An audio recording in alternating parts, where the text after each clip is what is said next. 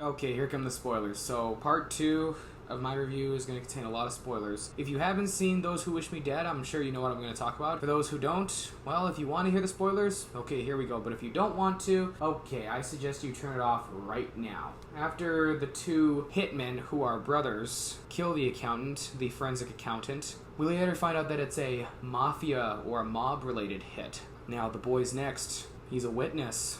It's part of the mob. They go after the witnesses as well. So after the boy and his father crash their car into the woods, it's the same Montana woods where Hannah is. That's Angelina Jolie's character, Hannah. Again, Hannah is suffering from a post-traumatic stressful event that took place a while back, and now she's a watcher in a smoke tower. Now, as she's sitting there waiting for keeping an eye out for the forest fire, if there is a forest fire, that's where she stumbles upon the accountant's son, Connor. And honestly, the chemistry between Connor and Hannah was very convincing.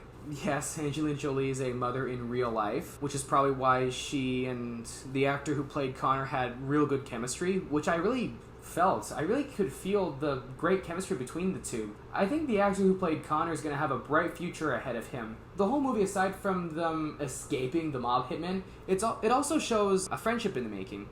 And the friendship between Hannah and Connor, pretty cool. Actually, no. Saying that's pretty cool is an understatement. It's magical, seeing that they became strangers and then fast friends. Now, the mob hitmen are brothers. They discover, since they're in the woods, they decided to literally burn the boy out in an attempt to scare him out of the woods. Very drastic, heartbreaking I would say, because forest fires or wildfires, they do happen in real life, and for many people, it's horrifying. Yes, the poster and the DVD cover does show that there is a wildfire that does happen in this movie, or forest fire, but that doesn't happen until, spoilers, near the end of the film. Okay? The rest of the movie is just a game of cat and mouse.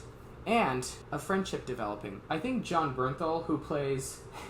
he plays Hannah's ex-boyfriend. John Bernthal's just everywhere.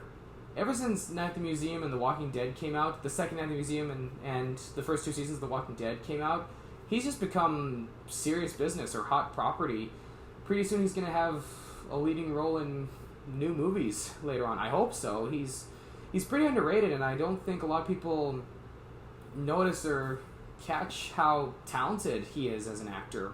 I really hope that John Bernthal becomes a new leading man. What I liked about this movie is the originality. I've never seen a game of cat and mouse escalate into some kind of climactic battle. I know I've seen that in films like No Country for Old Men. Well, No Country for Old Men, the film was awesome, but the climax was kind of, you know?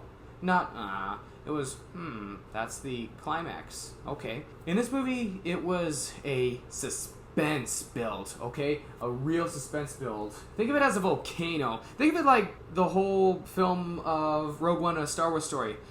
Rogue One was kind of, but the climax was, what? You get the same thing in this one. You do. You're going to be interested in who the characters are. You will be taken away by the cinematography. That's another thing that I like in this movie. How well the cinematography focused on the backgrounds, how they did close-ups, how they changed scenes between the flashbacks and the present. And when I say close-ups, they really want to show you the raw emotion of Hannah. They really want to show you how regretful or how horrible she feels about her mistakes and how she wants to redeem herself after that. So far, when it comes to films of 2021, yes, things are slowly getting back, like I said in my first video, but so far I think this is my second favorite film of 2021. Let's see what the rest of the year brings. We've got a whole summer to check things out. Oh, yeah, that's right, I forgot to rate. I'm going to give it 7 out of 10 film cameras. There were some scenes where I kind of questioned, is that realistic or is it not realistic? I think in the near future there will be survival experts that will talk about how